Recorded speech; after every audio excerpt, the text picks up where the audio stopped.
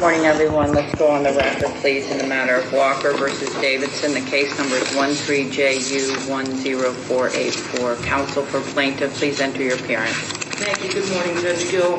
Deborah J. DeSantos, report number 0025661. Seated with me at counsel's table is plaintiff Elizabeth Gill. Thank you. Good morning, Ms. Davidson. You are here today? Yes. Thank you. Guardian ad litem. Yeah, Brittany Galloway, 0085332. All right, thank you very much. Ms. DeSanto, would you like to speak to your motion? Yes, I guess. So, since the last time we were here, pursuant to your directive, my client has contacted Buckeye Ranch. And I'll let the guardian, I think, speak to that a little bit more than even I will. But it appears that Ms. Davidson had a video conference with I think Lindsay Eversole in March, and there's another individual that she may have seen video around that period of time. The girls were both seen once at that point in time, and then from that time until the last time we were in court, there was no services going on for these children. I filed a couple more motions for contempt. There has been no compliance for over a year and a half with any court orders. There has been no compliance with Ms. Davidson complying with the psychological order. She has not seen Dr. Tenenbaum. My client has paid, has completed his assessment, has done everything required of him. He's followed every court order. At this point in time, I have to be honest with the court. My client's with them. He's not going to keep going this route.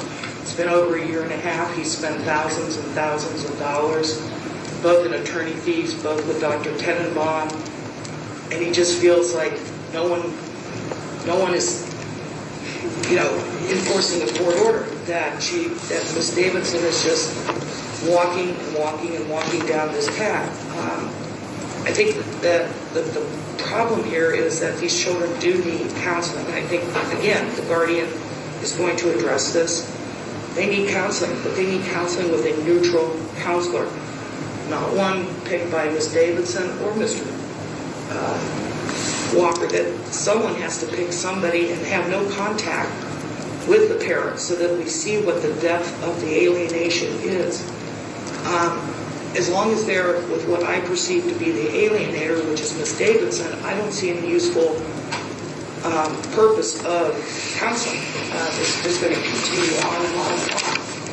My client said he would work with Buckeye, and all of a sudden, there's a new counselor, Carrie George, again. Guardian can talk to this. There's been no visit set up. There's been nothing set up. As soon as the word visit or potential visits was started, it all went dead again. At this point in time, we do believe the children are suffering irreparable injury, that they are in danger, that they are being so psychologically damaged or influenced by mom that there has to be some emergency relief. There has to be a chance for dad to step in and try and provide for these children in a good mental health situation.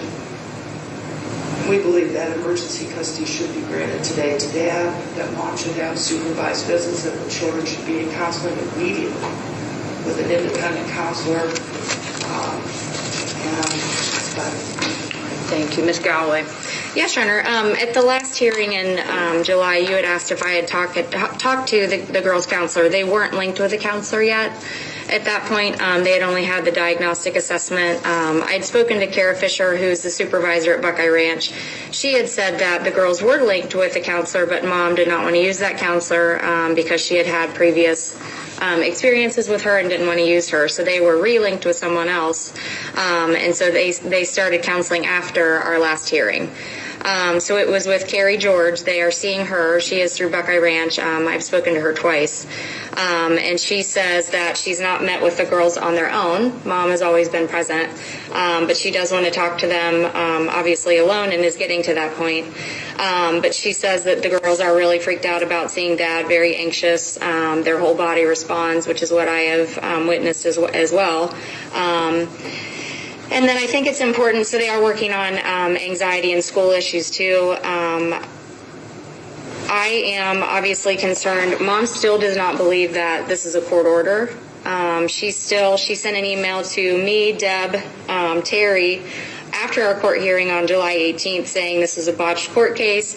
This is illegal. If there's no court order, there's no parenting plan. She told the counselor that. The counselor had to confirm with me that there is a court order, there is a shared parenting plan.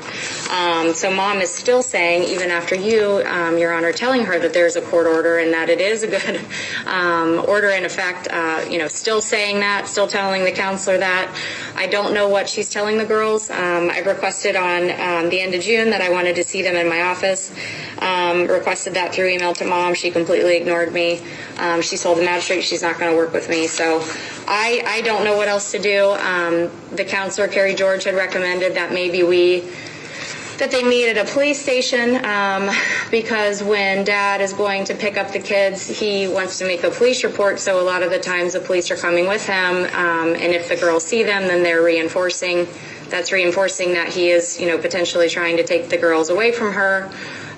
So I don't know what all is going on, what all Mom is telling the girls. Carrie hasn't figured it out yet either. So I'm very concerned about their mental health, and Mom has done everything to thwart any kind of relationship with Dad, any kind of parenting time.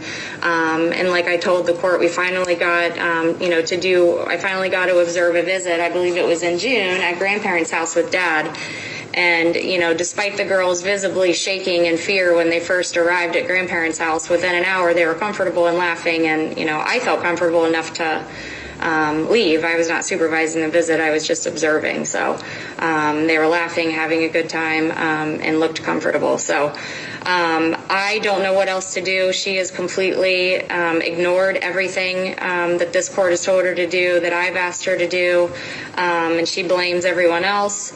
And I just don't know, what else to do. I know that the counselor had also said maybe meeting at a library with Dad and the girls, some neutral place, to try to do that. She said Mom was pretty hesitant about that.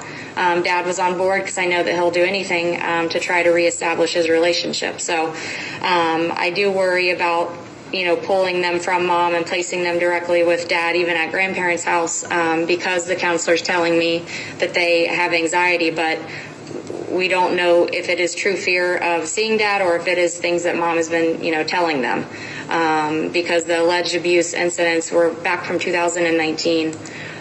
So I don't know what else to do or where to go from here, Your Honor. All right, thank you. Ms. Davidson. Okay, so, excuse me.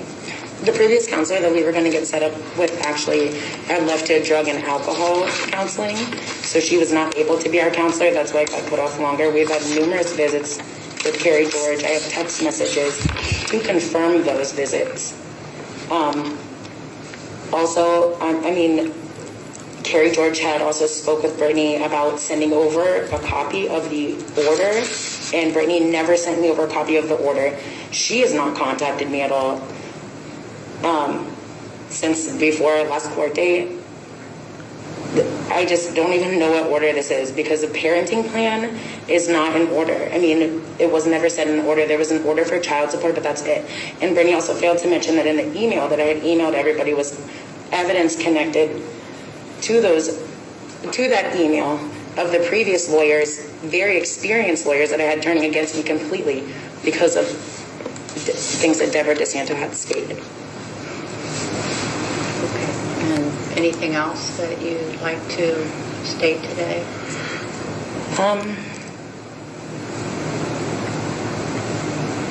I'm not sure. I would like to see where the evidence is with all of the, coronavirus text message that, Logan had supposedly sent me to confirm that he wouldn't take the girls because there is no existing text messages. I would like to, just see the evidence of where my daughters lived with Kim and David Corey, which was completely untrue. I mean, how can you live with somebody if they leave January 1st and don't come back until the end of May? And it's happened like that since 2013. So the 6 months that they're gone, there's no contact. The girls are lucky if they get one text message from the grandparents, and the father decides not to be there because he does not want to be. Okay? So, I mean, and this is just absolutely insane. She just completely turned everything around that the counselor had stated to her, so. Okay, all right. Have you made contact with Dr. Lowenstein for I have my own psychological records. Okay. Have you made contact with Dr. Lowenstein pursuant to the magistrate's order?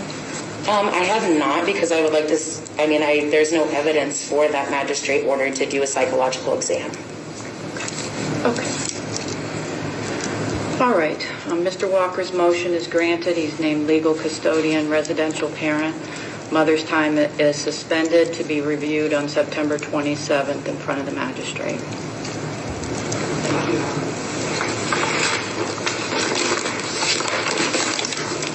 How can he's not a custodial father? He is now. And everything that I have is just recorded. And I'm returning every single one of you guys, and this is absolutely insane. You're not taking my children from me. This will not happen. This is crazy. How can, he abandoned his children. This is so insane. I subpoenaed the ladies from Buckeye Ranch. They're right outside. And nobody's speaking to them at all? This is not fair at all. These are my children. I've been here. All right. Matter is concluded. Thank you. I'll do an entry.